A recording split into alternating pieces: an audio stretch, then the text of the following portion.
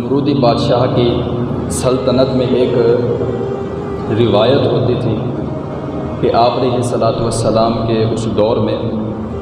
جتنا بھی بندے تھے ایک میلہ ہوتا تھا، وہاں پر جاتے تھے اور وہاں پر بتوں کی پوجا کرتے تھے، وہاں پر رقص ہوتے تھے، ناچ گانے ہوتے تھے، گناہ کیے جاتے تھے،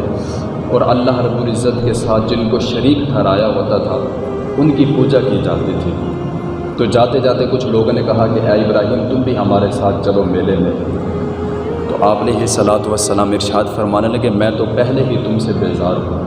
میں تو پہلے ہی ان کے خلاف بات کرتا ہوں، اور تم مجھے میلے میں لے جانے کی بات کرتے ہو، وہاں پر یہی ہوگا تم مورتیوں کو جا کر پوجو گے اور میں ان کے خلاف ہوں، لہٰذا آپ ان کے ساتھ نہ گئے۔ تو آپ علیہ الصلوۃ والسلام نے ان کی پیٹھ پھیرنے کے بعد حضرت سیدنا ابراہیم علیہ الصلوۃ والسلام نے موقع کا فائدہ اٹھاتے ہوئے کہ جب سارے بندے میلے کو جا رہے تھے تو ان کی ایک روایت تھی،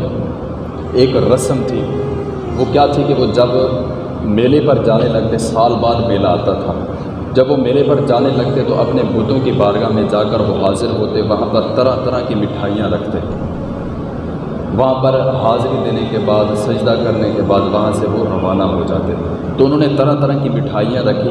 طرح طرح کی مٹھائیاں رکھنے کے بعد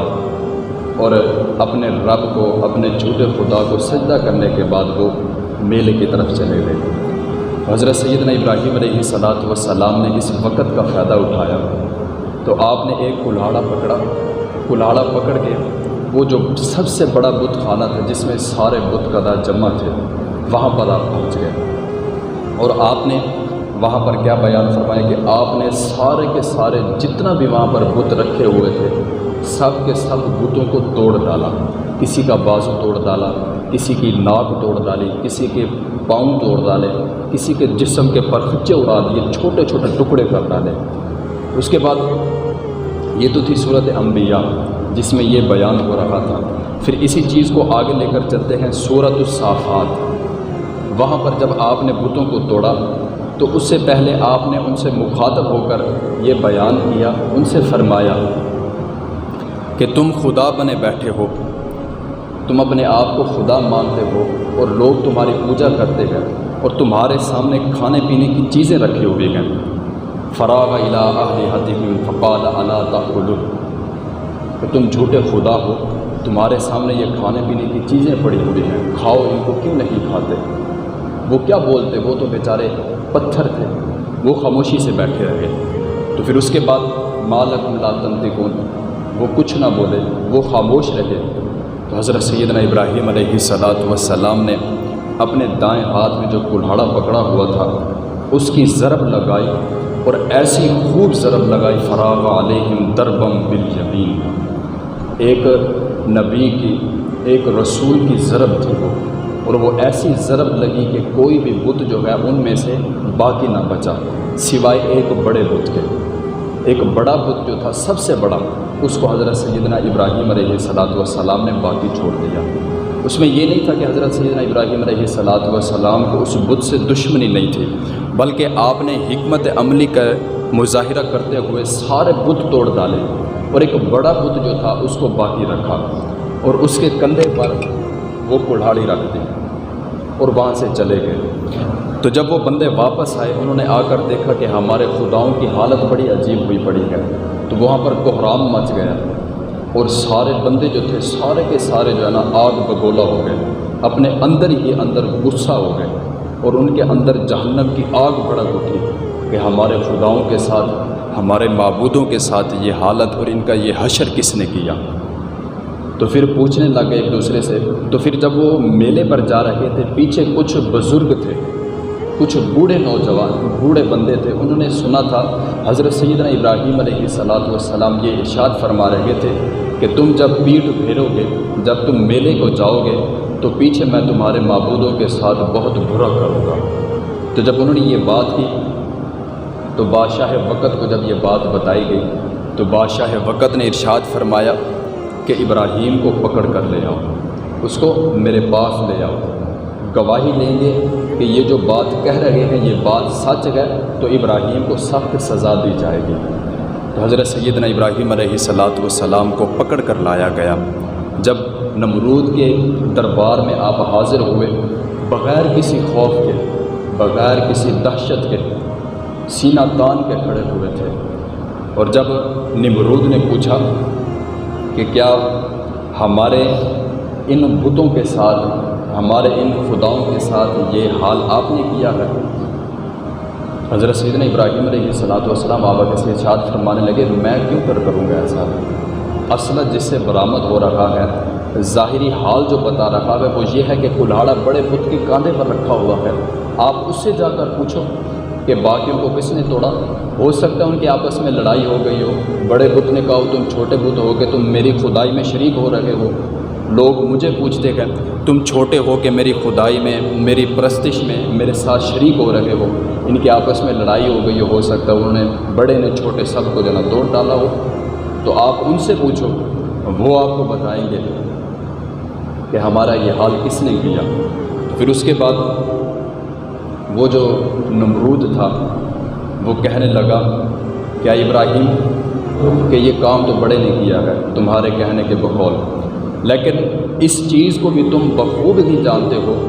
کہ یہ جو ہمارے بت ہیں یہ تو بول ہی نہیں سکتے۔ یہ کیا بولیں گے؟ یہ تو بول ہی نہیں سکتے،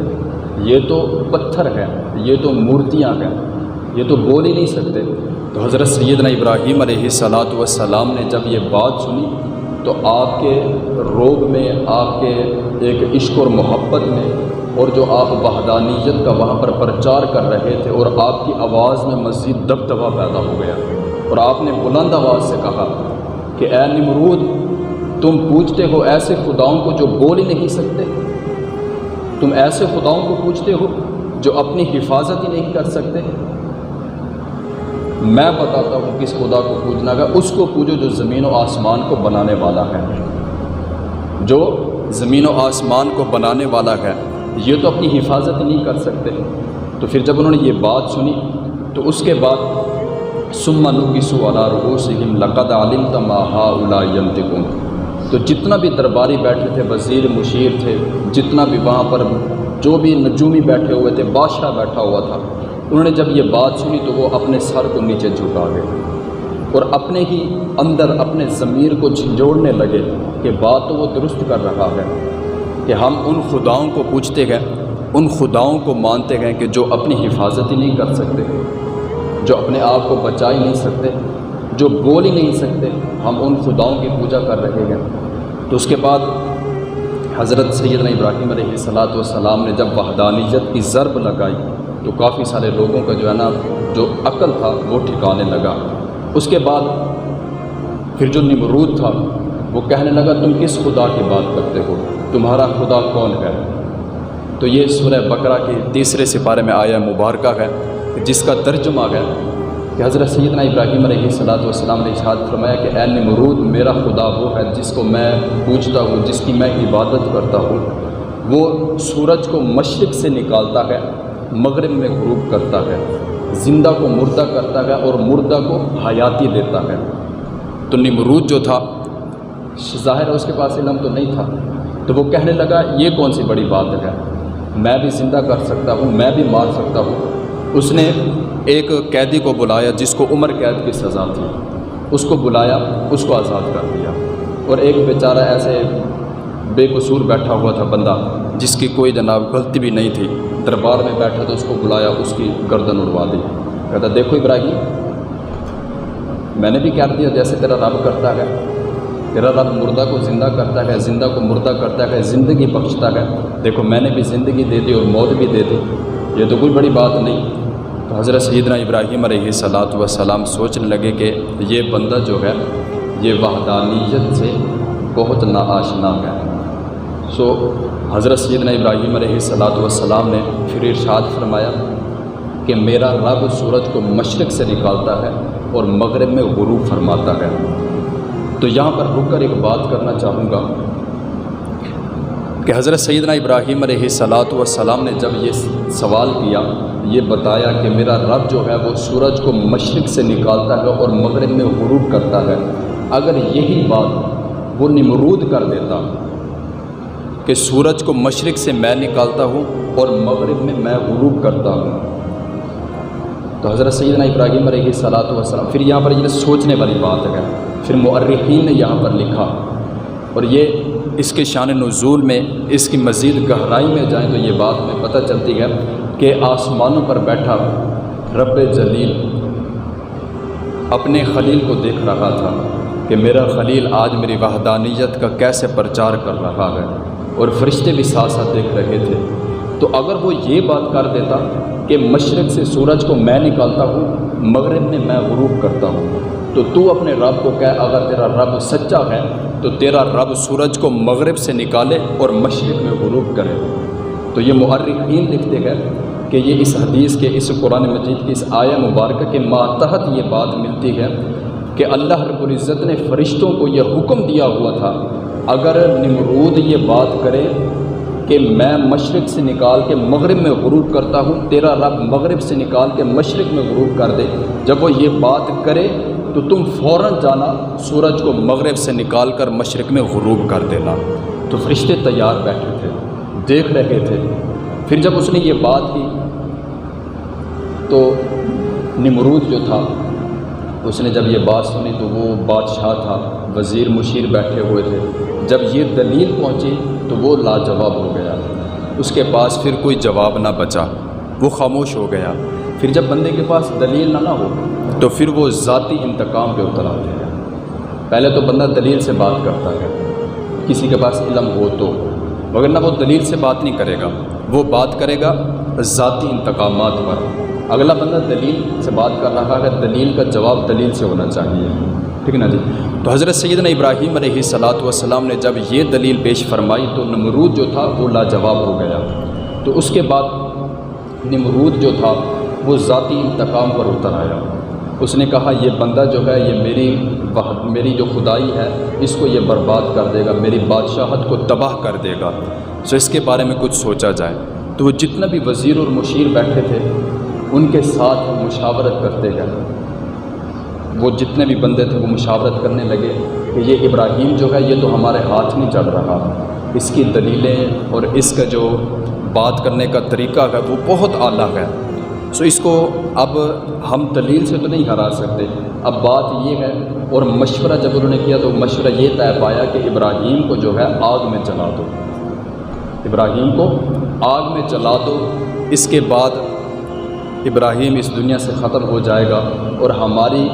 بادشاہت کو اور ہمارے معبود کو کوئی بندہ جھوٹا کہنے والا نہیں ہوگا۔